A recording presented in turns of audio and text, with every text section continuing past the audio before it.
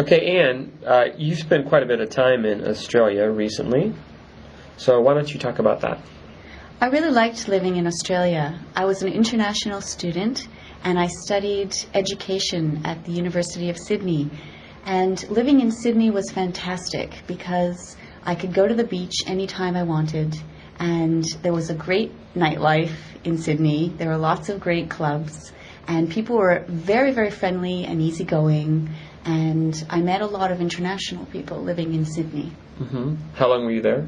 I was there for almost a year. Oh, okay. And I traveled a little bit in Australia. Okay. I went up the east coast, up to Fraser Island, which is a World Heritage Site, and I saw dingoes running along the beach and sharks in the water.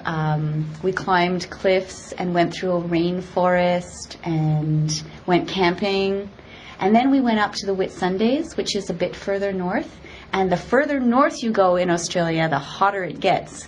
So we were able to go swimming in the ocean, and I went diving for the first time, but it was a little bit risky because I didn't have a diving license. Oh. So I went on an introductory dive, and I saw a giant clam that had a really spongy purple inside that I was able to touch, and then the clam closed up really quickly.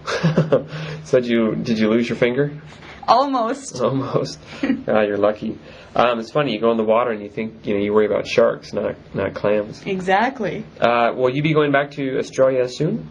I'd like to go and live there for at least another year. Mm-hmm. Probably I'll go back to Sydney, or I might go down to Melbourne, because it's a really interesting cultural city. They have a lot of museums and parks. Okay, you got to choose real quick. Only one city. Montreal or Sydney? Which do you choose? Sydney, without a doubt. Okay. All right. Thanks a lot. You're welcome.